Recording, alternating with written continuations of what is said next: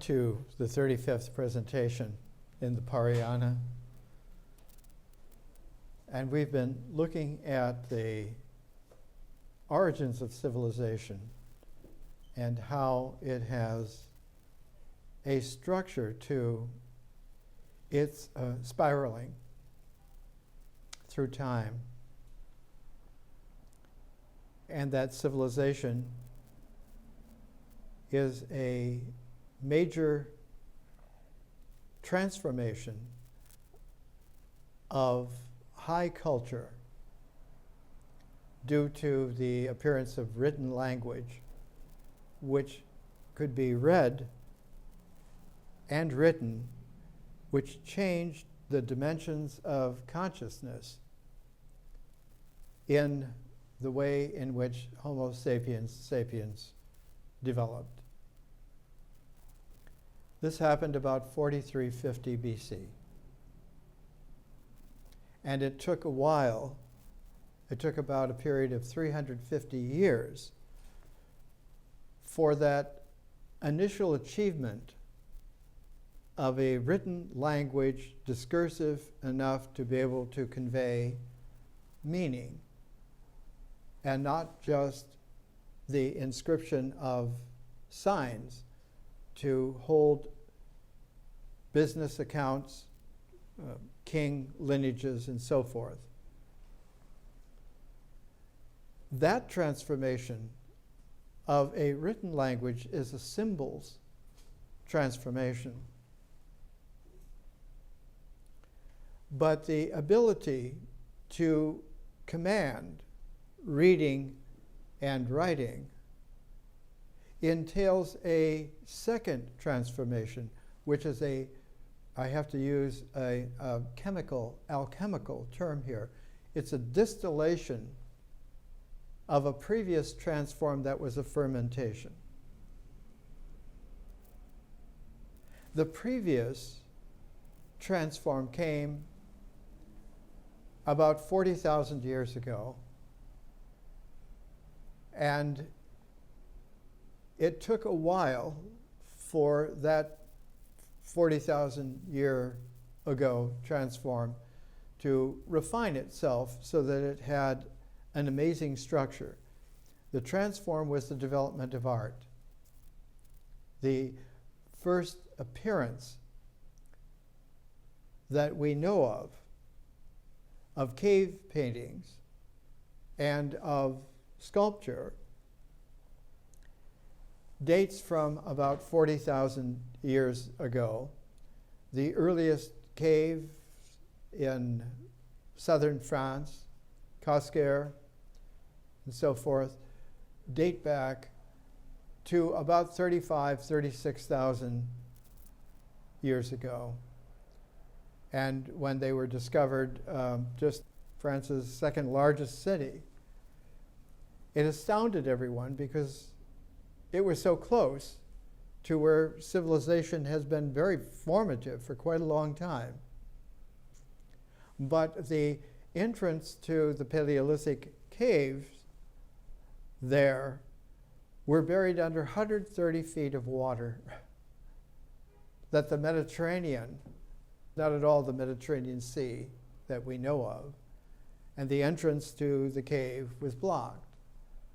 And at the cost of several lives, brave French divers, and the French excel in diving due to Jacques Cousteau and his companions developing the aqualung and so forth a long time ago. I remember when it first was coming out. Going through what was a tunnel from the cave mouth into the cavern was not only a tunnel now silted over from tens of millennia, so that it was opaque, almost like a colloidal solution, and several perished, but some finally got through. And the original cavern held the first patterned cave painting ritual cycle, where you could go in an ambulation around the pockets of paintings, the effects, and see that it was an initiation. It was a ceremony of complex initiation. And this was a transform that fermented the change from the old Paleolithic to the high Paleolithic, to the development of what we today anthropologically correct style as culture. Its ritual comportment structured and organized so that there is obviously an instruction, a background, a deeper meaning, a kind of a wisdom in the myths, in the mythology, in the oral language. After some very long time, the species Homo sapien has existed for about 200,000 years. And Homo sapiens first left the East African milieu about 50,000 years ago. So it took about 10,000 years coming up to new landscapes, new places, new life histories and events, and the relating of what used to happen where. And all of this built a tradition. And the practice of the old and then the new and then the new became custom. So that custom is stringing together the myths, the poignant, significant ways in which the human family in these expanding bands conducted their lives and had their meaning and developed their person. And out of that came the visionary quality of being able. This is a magical, mystical dimension that was not there before and only patiently has come to be, that it is not only a viable new dimension to the time and the space of nature, but that this was accepted by nature, part of it.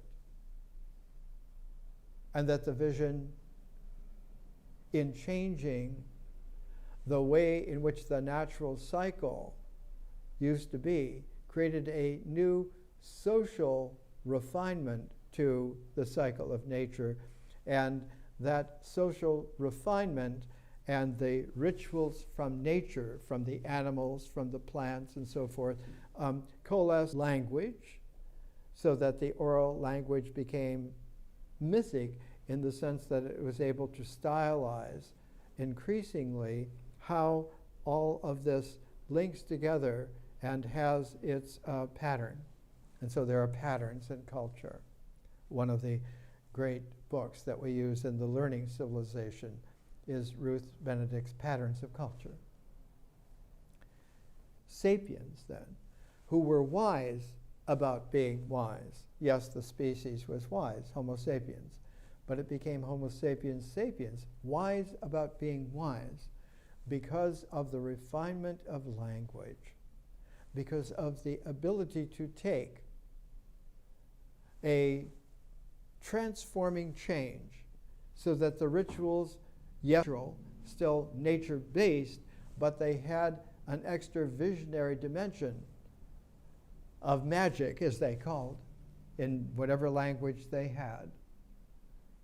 And that this magic required of them to have a new way of living in the world, of comporting in nature, of talking. A great French anthropologist, Claude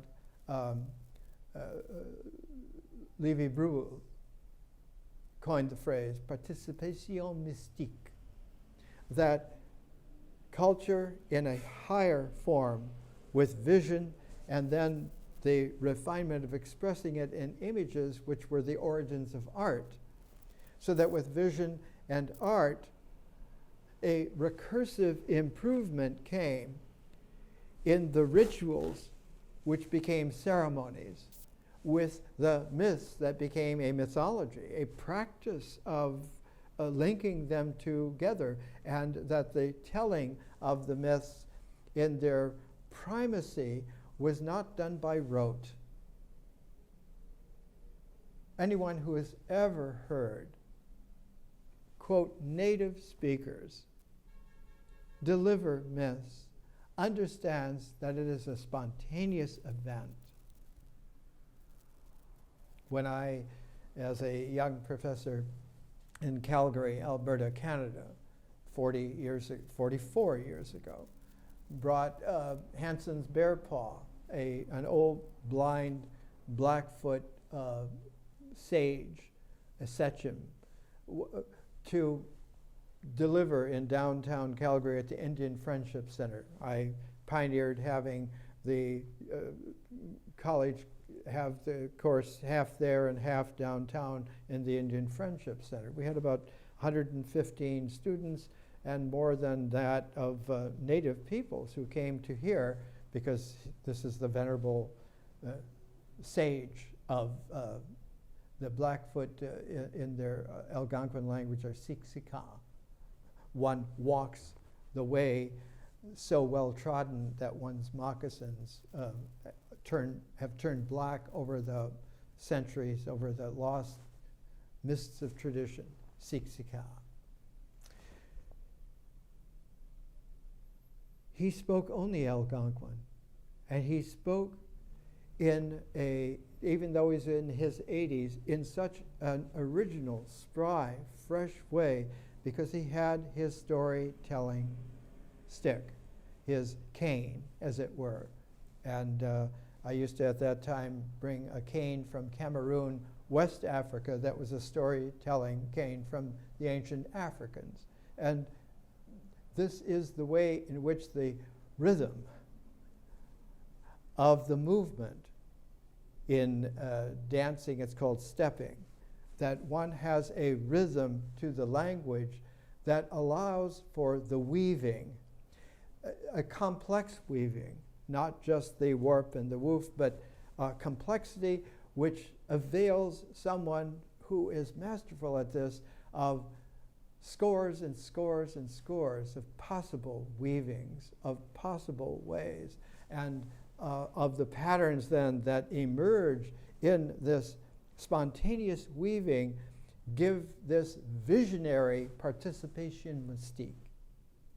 So those hearing hear in such a way that they are, and they live in not a myth from then, but from a presence now, and that the now becomes absorbed into the presence, and so a presence becomes a field of differential consciousness within which now a great transform has happened, that vision and art as two more dimensions, a fifth and a sixth dimension, so that a sixth dimensional play happens. And it is this ancient quality that was again refined, distilled out of the wine of the fermentation of vision and art into the distillation of history and science.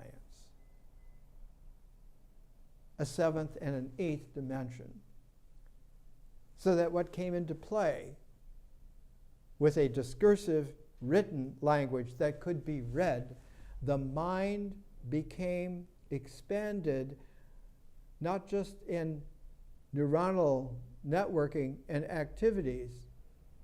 Different languages have different areas in the brain in which they constellate their language, and the written language refines it so that it is possible, once you have learned to read and write a language, you can learn to read and write another language, and other languages, so that one is able to pick up a universal quality of reading and writing, of the discursiveness of a consciousness now that has a historical dimension. And that was the gateway for the development then of the ability to, through the participation mystique, to be in the presence of the animals, of the trees, of the food, the grains, and so forth, but also then to begin to transform them, to, as the word used to be, to tame them. And in the taming came the taming of ourselves, of mankind, of Homo sapiens sapiens. That the dimension of history was extremely important in the development of civilization. And so when we look at the ability for a written language to not only be discursive in the reading of it, in the writing of it, in the reading out loud of it, it took about 2,000 years, from 4350 BC to 2350 BC, for there to arise a world-class author, and her name was a woman, was Enneduanna. And she was the one who was able to bring the written language of cuneiform, which had been used for business, had been used for king list, had been used in a sign way, in which had been developed so that it began to have a symbolic reading and writing ability, but she raised it to the full distillation, that is, that a poetic language, written and read and understood for the very first time, came into being. When that occurred, it was like a reference wave trigger, that at last it was the ability to have a poetic where the art of reading and writing reached across not only through history into the scientia, the real knowing, the detailed, exact knowing, but was able to reach all the way back in a recursive symmetry, because symmetry is one of the great triumph goalposts of the way in which a universe and its cosmic origins can move, one foot after the other, one hand after the other, that there is something in a syncopation, in a rhythm, in a gesture of balance, in all of these aspects. That first reference wave had 2,000 years later an aeon of its reference wave having become a poetic. And that poetic language infused the ability for whatever written symbolic languages like cuneiform were operative, that they were now changing, they were distilling, so that one was able to use a set of symbols to overtone and to undertone, to change the very way in which a written, read language can incorporate complexity. And that came with the development of an alphabetical language about 2000 BC, which happened in two places at the same time. It happened in the ancient Phoenicians on the East Mediterranean coast, and it happened in Central Asia around Samarkand. And out of the Phoenician came eventually the linear A, which became Greek, It became the origin of Hebrew. It became the origin of many languages. And in Central Asian, the language was Avestan. And by about 1925 BC, the classic wisdom in Avestan was Zarathustra's Gathas. At the very same time, the classic written, read, alphabetical language became the vision of a promised land of Abraham, to go to the origin of where the alphabetical language had started.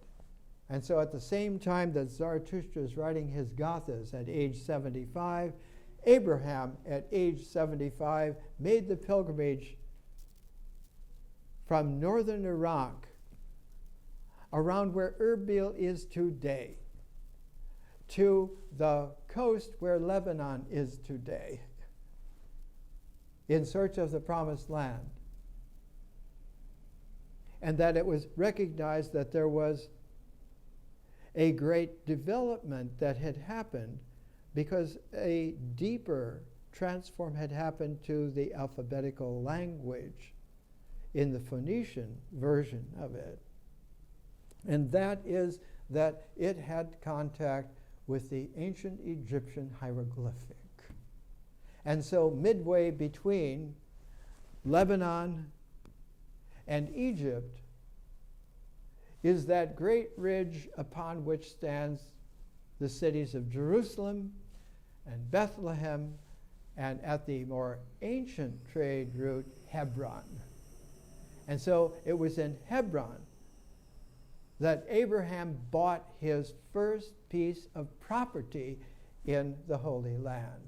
And that marks the tent pole beginning. It was called the Cave of Machpelah, and it was bought by Abraham to be a burying place for himself and his wife and for his descendants. And they were buried there. And in 2014, August 30th, you can go to Hebron and they are still there. Of course, monumental buildings have been there. There are notable exceptions that the burials are not there.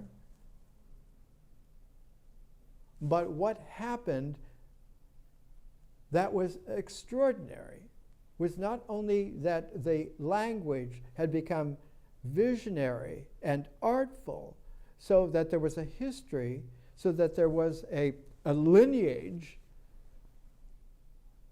but that the carrier wave of that lineage was feminine. The operative application was masculine, but the carrier wave was feminine. It's not only that the so-called patriarchy is only carried by the feminine. The same is true when you go to the inheritors of the ancient Avestan. Those persons, about 400 years after Zarathustra wrote his Gathas, I spent 10 years making a translation of the Gathas into a 21st century English poetic. Here's an example of 1925 BC poetic in 21st century American poetic.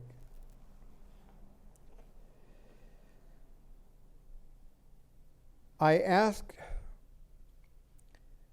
that about penalties, those deceitful forced gains of evil action. O Ahura, no life honor followed. There the shepherd separates the flock. Virile and righteous is he. That's the good shepherd origin. I ask this: which is the person in whose home is Kshatra? Kshatra is an ancient high dharma transform, distillation of the fermented transform patience. This is the place of Asha's kingdom. Asha is the feminine order of life applied by the males, but continued, and the wisdom was feminine, that this is the flow of it. And without the flow of it, what are you applying? Something memorized from rote? It's not alive. The species belongs, the world belongs to the living. This is the place of Asha's kingdom. Here we try to bring about our union with Ahura Mazda. Ahura is the masculine lord of the horizon, and Mazda is the radiance of the feminine wisdom which receives all of this and gestates, generates life and its context of love. That without love, there is no life, and without life and in love, there is no civilization. And one of the themes of today is that the regressions that ensue from that are monumental. They tear apart all of the forms of civilization. And one goes back to the last time that there was stability. And in that panic, there are a couple of classic last times that are like supposed to be catch-alls, but they are nets that are torn and old, and they fray, and one falls further and further back. To say that it's barbarity is a polite term. Worse than beasts.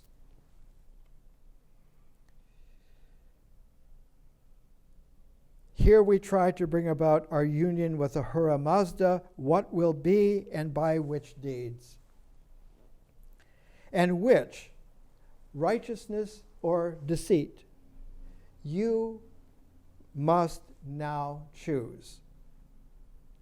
Higher, a wise insight always awakens, not to be ignorantly astray. Be as Mazda, Ahura, teaches, by revealing your pure mind. No one deceitful can be taught mantra listening. Mantra is the Avestan origin of the word mantra. There's no way that without wisdom you can hear wisdom at all.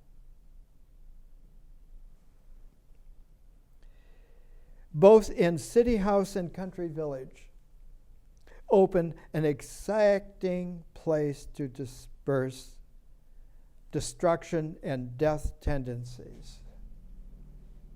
It becomes a universal apocalypse if left untended.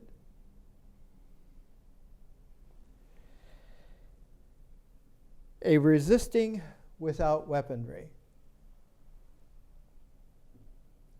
Its solution is a resistance without weaponry. No force, but a resistance utilizing a field source that is not force. What is a field source that is not force? Time. Time has forms. And in civilization, the time forms are immense, but they are finite. And they are set to transform, to refine. And the more that civilization developed and became complex, the more that it was incumbent on those understanding, on those living and loving in that sourcing, recognizing that the litmus test is the spontaneity. If you're working from a plan, you're wrong. Yes, you can plan. You can't work from it originally. One of the most incredible tearing up of custom and tradition happened in the early 1920s in Europe. And one of the great figures in that was a little Swiss man, little portly, named Wolfgang Pauli, who later on teamed up with another Swiss genius, Carl Jung, and they wrote a little book together about the great significance of Johannes Kepler's revolution of astronomy and physics and mathematics. Wolfgang Pauli received the Nobel Prize for Physics in 1945 in Stockholm, and in 1947 this original edition in English of his German language acceptance speech is entitled Exclusion Principle in Quantum Mechanics. And in this, he divulged in Stockholm in 1945 that it went all the way back to where he was a young physics professor. And he went, as he says, to an amazing event. He went to where, following Niels Bohr's invitation, I went to Copenhagen in the autumn of 1922, where I made a serious effort to explain the so-called anomalous Zeeman effect, as the spectroscopists called a type of splitting of the spectral lines in a magnetic field, which is different from the normal triplet. The spectral lines in a powerful magnetic field are affected in a way because magnetism, though related to it, is different from electrical. The magnetic will spiral around the vector of a magnetic encased electrical current, which then can be made into a line, into a wire. But the electrical field will spiral. In fact, it chirally spirals like a continuous helix around the vector of the line, of the dynamic, of the electrical energy. And this electromagnetism, both aspects are carried by the photon, by light.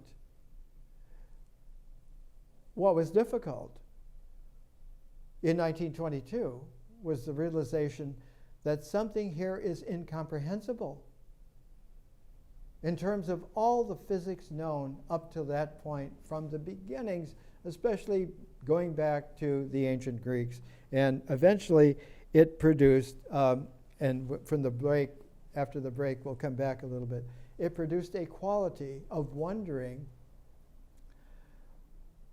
which was in a milieu that already had been seeded by a great historical realization.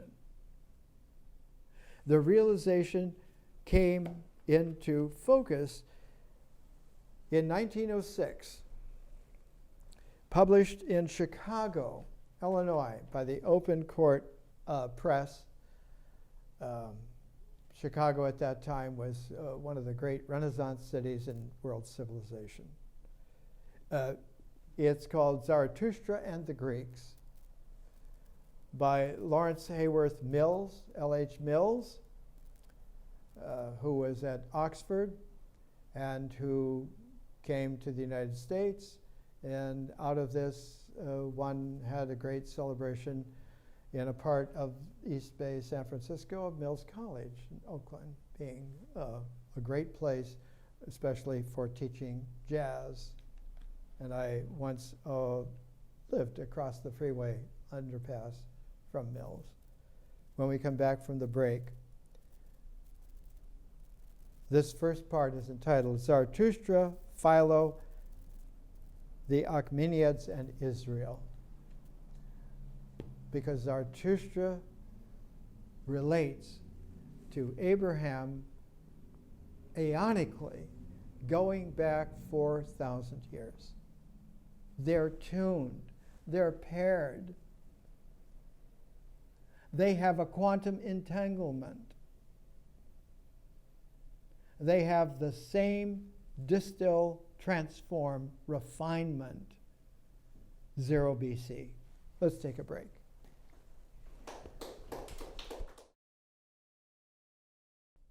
Let's come back. We're pressing the issue because it needs to have the press. Otherwise, the sour mash is not going to deliver the juice, which we're going to distill into the cognac. Let's come back to Wolfgang Pauli. Let's come back to, in his Nobel Prize for Physics speech in 1945, which was contemporaneous with the atomic bombs. If you don't understand the complexity of a 7-dimensional history, you don't understand what's going on. And what bypasses you completely is the science, and what is bastardized is the art, and what is obviated is the vision, and what is regressed are the symbols, and the mythic horizon curls up, curdles up. And you can't make any cognac out of that kind of sour mash.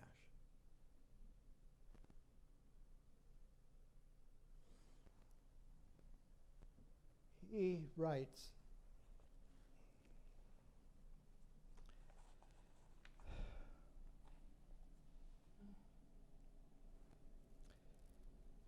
about this Zeeman effect, the double splitting of in spectrographic record, the triple spreading, and on the other hand, my earlier doubts as well as cautious expression, classically non-describable two-valuedness,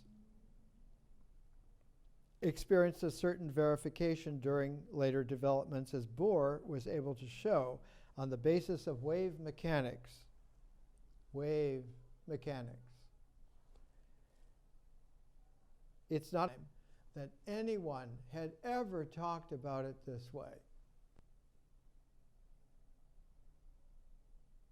The mechanics is about particles. about atoms, about the mechanical engineering of physics. Waves are a completely that seemed then to have a dualism. Well, is it particle or is it wave? And already Papa Bohr, which all of his youngsters, he had 5 sons and about 15 young physics. He talked about wave mechanics. He was the first one, which is why then the theory is quantum mechanics. Quantum field theory.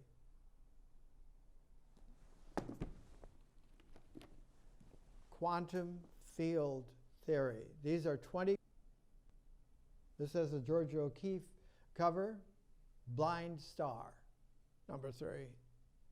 This has a Feynman ancient pharaonic cartouche cover and a preface that starts with a quotation from Tennessee Williams' Cat on a Hot Tin Roof.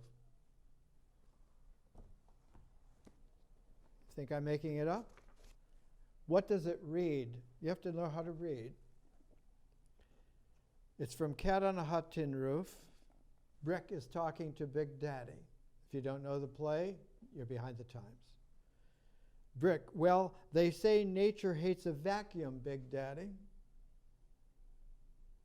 Big Daddy, that's what they say, but sometimes I think that a vacuum is a hell of a lot better than what it was.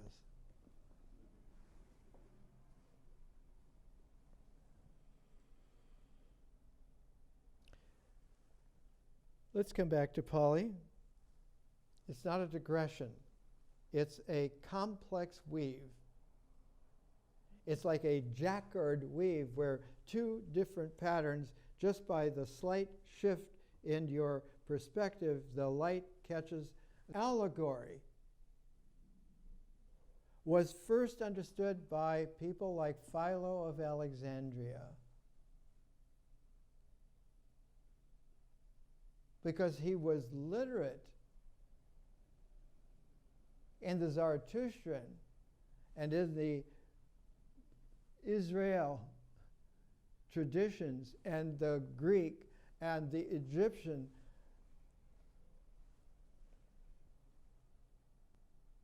Bohr was able to show on the basis of wave mechanics that the electron spin cannot be measured by classically describable experiments, as, for instance, deflection of molecular beams and external electromagnetic fields, and must therefore be considered as an essentially quantum mechanical property of the electron. Now, in 2014 and for some while,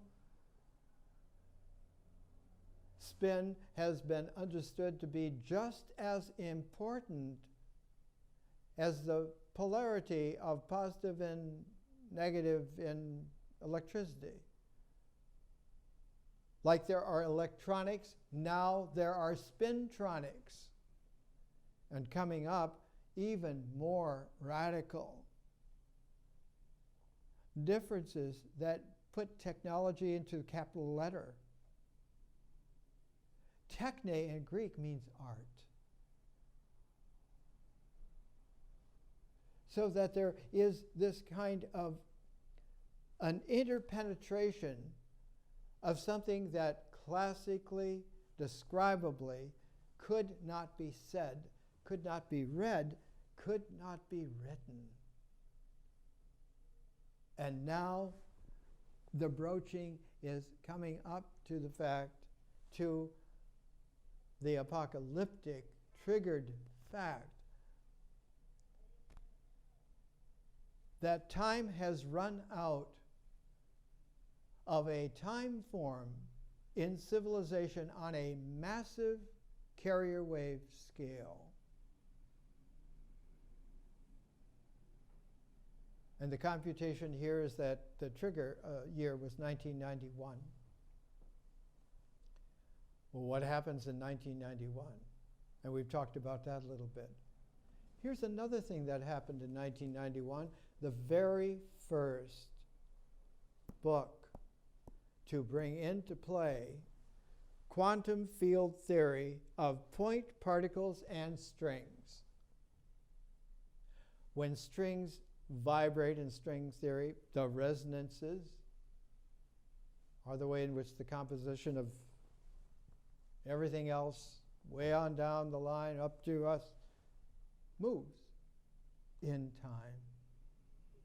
That the dynamic is a time dimension that occurs spontaneously out of a zero field, out of a vacuum, out of an emptiness. It's high Dharma Mahayana from 2,000 years ago.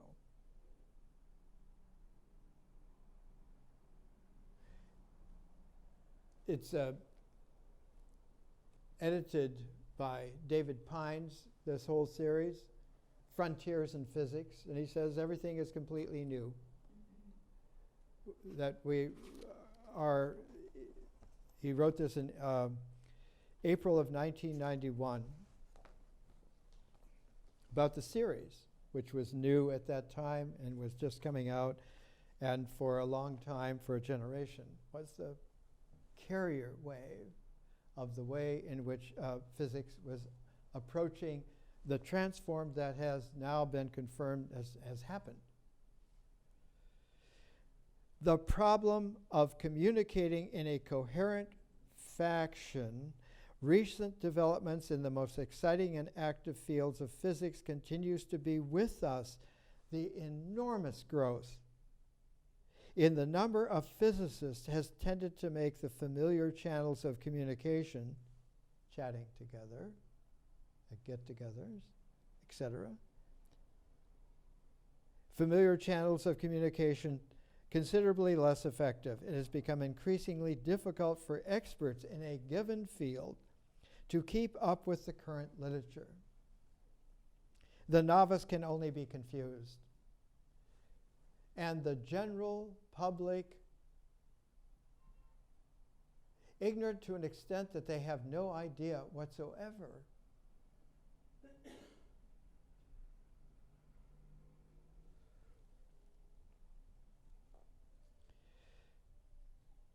What is needed is both a consistent account of a field and the presentation of a definite point of view, POV, in screenplay writing. These presentations are a POV for sure,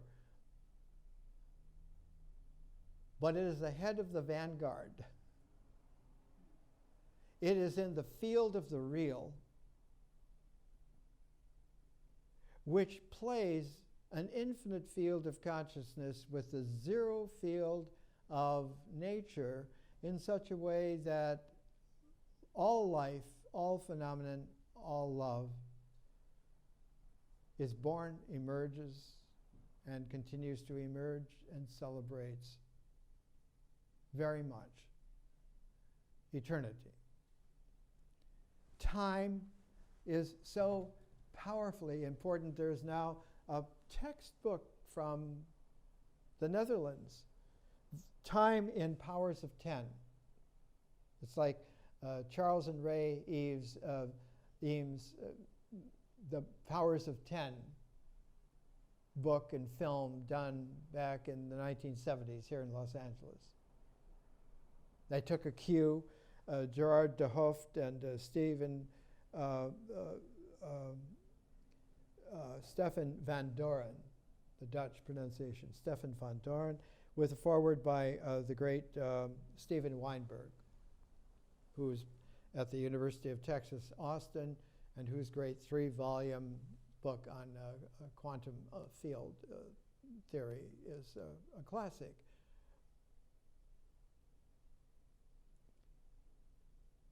One can calibrate the powers of 10 now so that femtosecond, the time calibration by which molecular actions occur,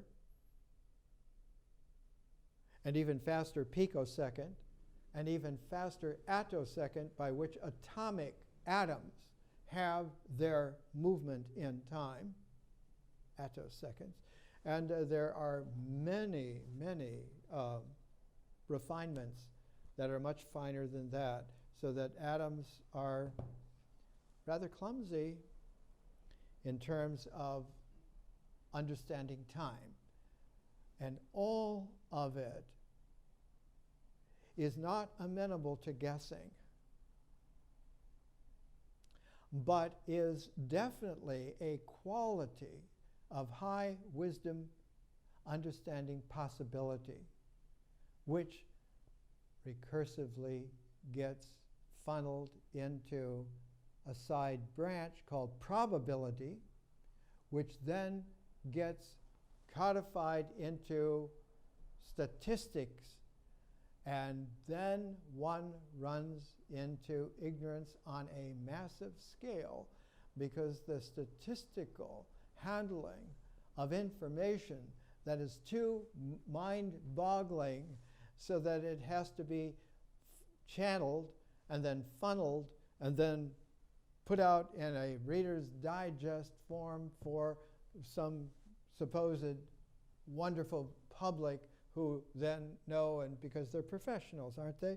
Are they? Are they professional? Formal monographs cannot meet such a need in a rapidly developing field, while the review article seems to have fallen into disfavor. Indeed, it would seem that the people most actively engaged in developing a given field are the people least likely to write at length about it. They're not saying anything. And this first book, Brian Hatfield was at the University of Illinois Urbana, and he contacted David Pines to let him write from his hometown in Massachusetts, and so he edited his manuscript in that American Revolution beginning place, Lexington, Massachusetts, right next to Concord, Massachusetts, not far from Emerson's house. If you don't understand the complexity of civilization in our new aeon, there is no way whatsoever that you can appreciate. Here's a who's who of who met in 1923 around Niels Bohr, talking with Wolfgang Pauli in Copenhagen. The subsequent developments were determined by the occurrence of a new quantum mechanics. Then, in 1925, the same year in which I published my paper on the exclusion principle, the first publication of it, de Broglie, Prince Louis de Broglie, formulated his idea of matter waves, and Heisenberg the new matrix mechanics, after which in the next year Schrodinger's wave mechanics quickly followed. And so you have a cascade among a small coterie of companions, is the best way to put it. They're like knights of a round table raised to subatomic physics. Bohr's wife, Marguerite, was a classical, great woman. She not only took care of Niels and his brother's family and their 5 children and all of these young geniuses around, but kept them into this humane, feminine wisdom home environment, so that they were able to not think together, not group think, but to have the spontaneous exchanges which were required then. So that with a matrix mechanics of Heisenberg, a wave mechanics of Schrodinger, the exclusion principle that Pauli came up with, many other things, and Dirac's coming in, PAM, Dirac, and all of this happened in this cluster. It is at present unnecessary, writes Wolfgang Pauli in 1945 for his delivery in Stockholm. At the present, it's unnecessary to stress the importance and fundamental character of these discoveries, all the more as these physicists themselves have explained here in Stockholm the meaning of their leading ideas, because they all won Nobel Prizes.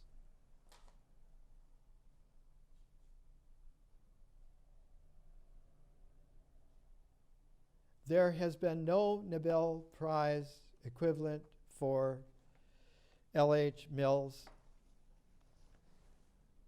Not only Zarathustra, Philo, and the Achaemenids in Israel, but all of his other work on the Avestan language. He mentions in here that the one person that he had to talk to is Professor A.V. Williams Jackson, who did a book on the great prophet of Iran, Zoroaster. But the great prophet of Iran, Zoroaster, is of some 1,500 years after Zarathustra. AV, by the way, stands for Abraham Valentine. Abraham Valentine Williams Jackson, whose great books, whose work, because he knew Iran inside out from its beginnings, and its beginnings are really with Cyrus the Great. About 520 something BC. He's the one that revived, under his dynasty, Achaemenid dynasty, the ancient Zoroastrian equivalent of the writings of Zarathustra that were miraculously saved in Avestan. The Gathas was the only thing that Zarathustra needed to write. And 1,500 years later, in about 500 BC, 2000 BC, 500 BC, one finds the revival of Zarathustra in Zoroaster. And all of a sudden, you get an Iranian take on something that was originally Central Asian. Now, Central Asian, 4,000 years ago, is unbelievably brilliant. They had been brilliant for so long that the western spread of what was then, the Greeks called that area Scythian, the Scythians. That curly reddish hair, they became in the far west the Celts, who in 3200 BC were already able to build a sophisticated place on the Boyne River in Ireland called Newgrange to track the midwinter sunrise and all of the other attendant calendrical things that made it possible for human cultures now to have a starry expanse, a day-night combined expanse of the way in which one could have the rhythm of time in the visible universe and measure it exactly. And that all of this went back, as we now learn, because the cognate structures in the Wiltshire Plain area of England, Stonehenge, is the origins of it, of the Stonehenge that we knew, go back to about 3200 BC.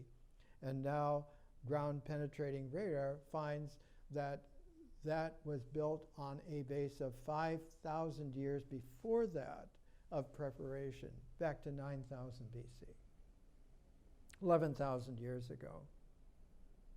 Already, those coming out of the ice age glacial freeze, deep freeze that Homo sapiens had been in, now began to understand that there is a further refinement available, and not only do you pass on orally the myths in the mythic horizon, but you pass on the historical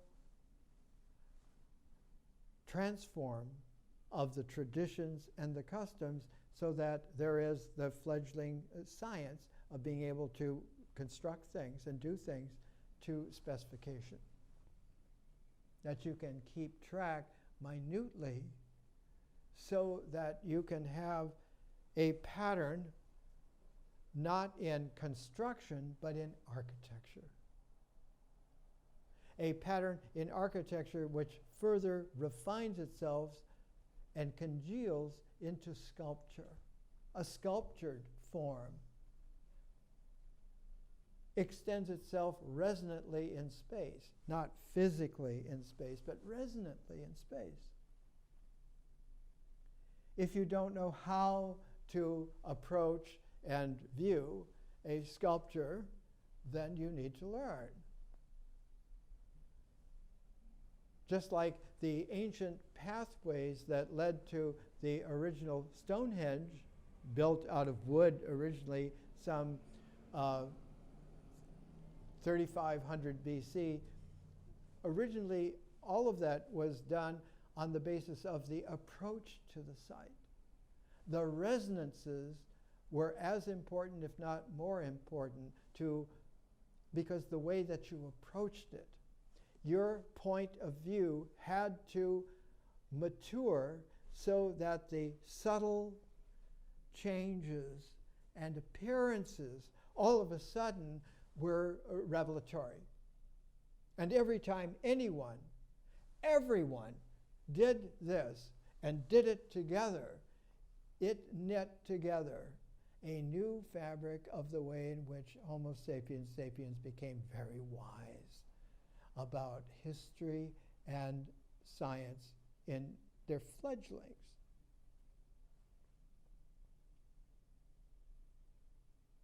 A film was made about the time that this was first published, Quantum Field Theory of Point Particles and Strings, in 1985.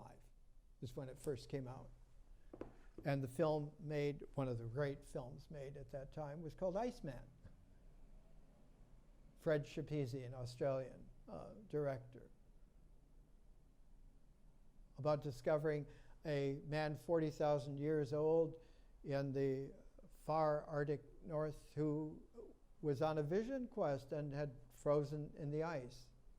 And they found the frozen figure. And through the film's technology of medicine, they brought him back to life.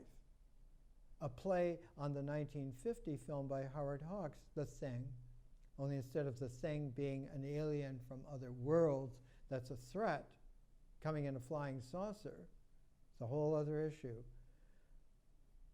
The Iceman was related to the surviving Eskimo cultures. And when they revived him, is how they found out why he was there. Because that was a wilderness even then. And now it's buried in the ice in this cave. He was looking for the spirit bird. That only finding that spirit bird would give the present spontaneous realization of it the harmonic in resonances that would bring back to life the perishing people. It only takes one to initiate that, but it takes another to recognize it. And that's how they pair. Someone to sing and someone to hear makes a song. It's incredibly simple. Another 1985 film was The Adventures of Buckaroo Banzai, Across the Eighth Dimension. Another was Return of the Jedi, et cetera, et cetera. There are moments in history where a cluster shows this is an incredible moment. September 2014 is an incredible moment. In the news is all the advances now of being able to go into quantum field theory, into understanding that all of the waves, all of the particles come out of a common source, and it is a source that the first appearance of it is like a plasma. It's a plasma that has the building blocks, if you will, of particles as subatomically small as they're actually pretty large subatomically, protons and neutrons. They're made of quarks, coined by Murray Gell-Mann at Caltech because he was reading James Joyce's Finnegan's Wake at the time, and that's Joyce's phrase for the tiniest, tiniest, tiniest, most invisible of all beginnings, a quark. He called them quarks, and it takes 3 quarks, 2 up, 1 down, to make a proton. It takes 3 quarks, 2 down, 1 up to make a neutron. And that's how atomic structures, etc., move. And all this is recent. Well, in 1982, quarks, gluons, and lattices. It's all about that plasma a third of a century ago. Already published by Cambridge University Press. Michael Kreutz. Where is Michael Kreutz from? The Brookhaven National Laboratory on Manhattan Island, or Long Island. It's an amazing thing. Brookhaven is within walking distance of the birthplace of Walt Whitman. It's within biking distance of the Cold Spring Harbor Laboratory where James D. Watson has been for the last 3 generations, developing a planetary class understanding, not just discovering the structure of DNA, but pioneering the way in which a genome and now a proteome is able to be engendered. All of this is happening, has happened, is continuing to happen, and there are almost no persons who are understanding us at all. At all. Here's a publication. I bought it on sale for $6.95. It was a closeout. It was originally published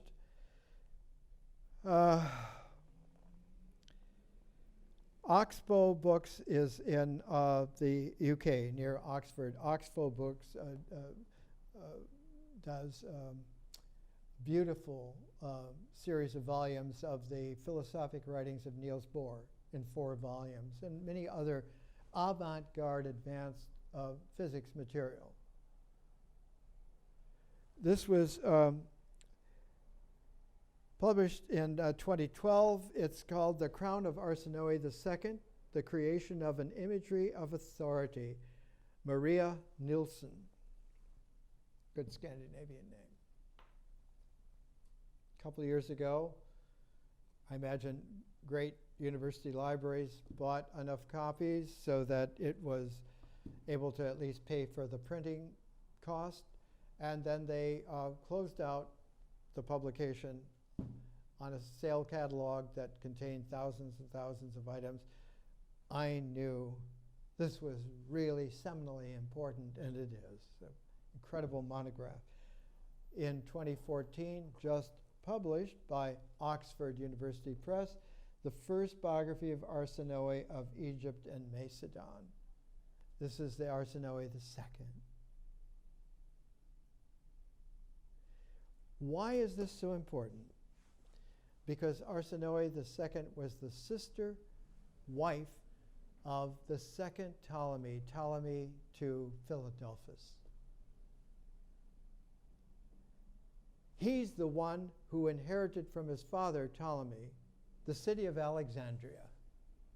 He's the one that extended Alexandria back so that its whole scalar, its whole measurable resonance into a harmonic set included the Aegean and all of Egypt down into what is today Ethiopia.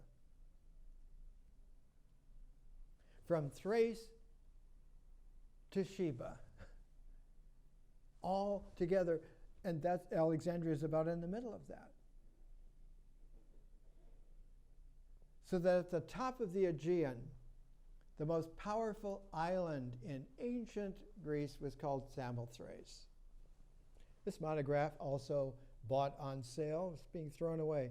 The Theori and initiates in Samothrace. Theori in Greek means those who are able to go into theoria, into contemplation, into theory.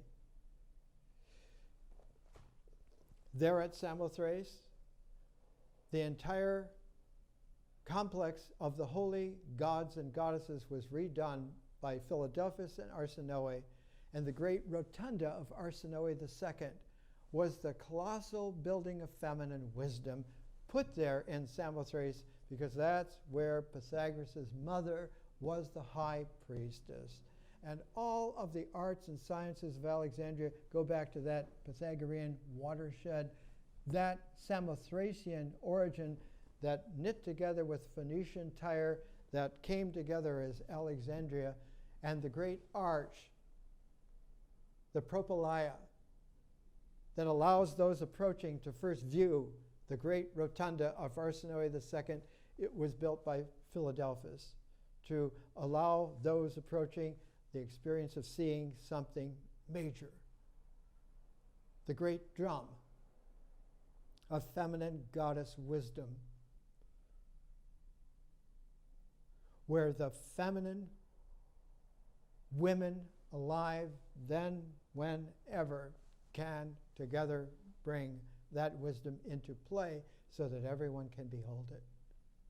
More next week.